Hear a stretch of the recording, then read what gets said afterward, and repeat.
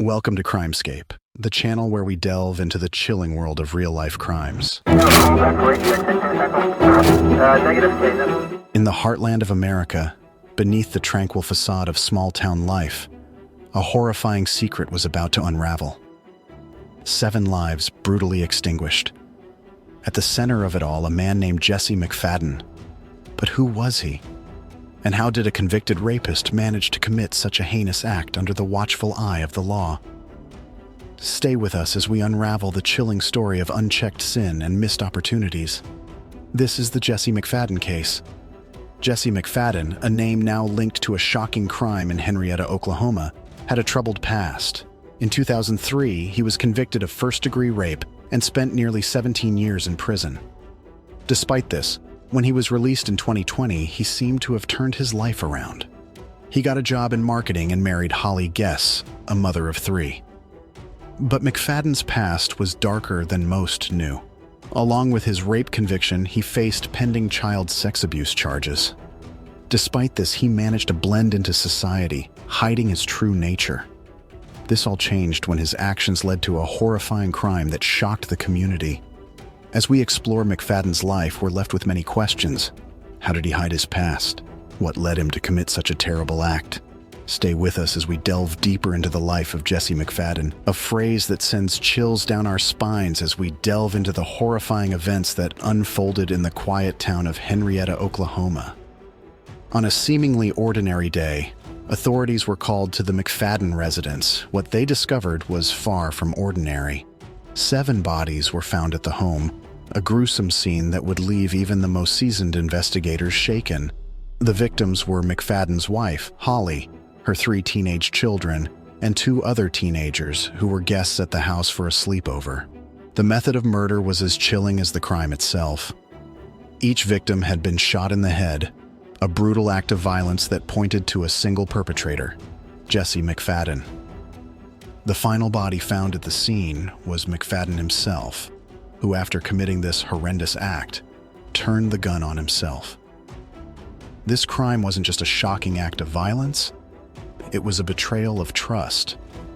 McFadden, a man who had been welcomed into the lives of Holly and her children, had turned their home into a scene of a massacre. The community was left reeling, struggling to comprehend how such a horrific crime could occur in their midst. As news of the crime spread, it sent shockwaves through the nation. Questions began to arise.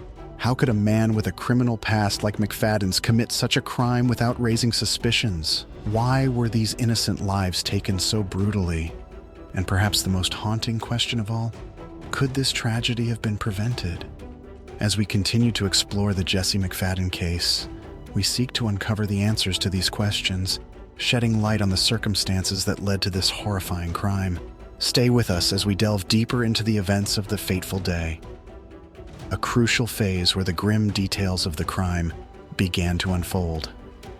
Authorities discovered a chilling Facebook message sent by McFadden to Caitlin Babb, a woman set to testify against him in a child sex abuse trial.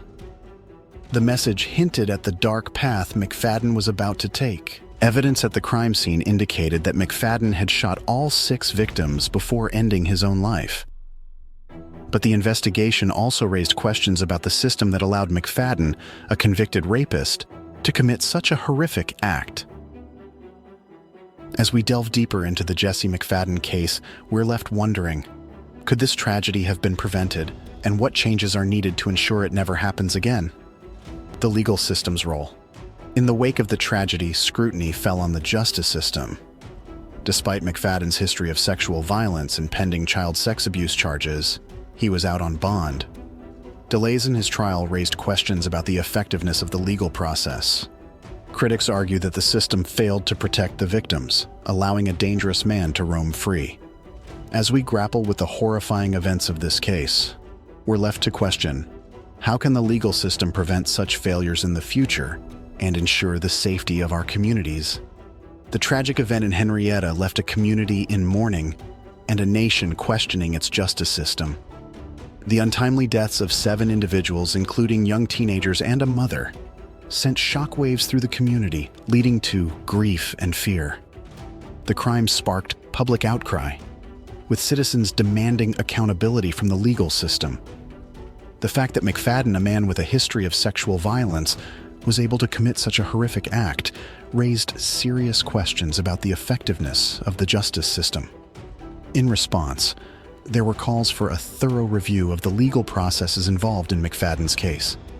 The community rallied to support the victims' families, organizing fundraisers and providing counseling services. As we reflect on this tragedy, we're reminded of the importance of a vigilant and effective justice system in protecting our communities.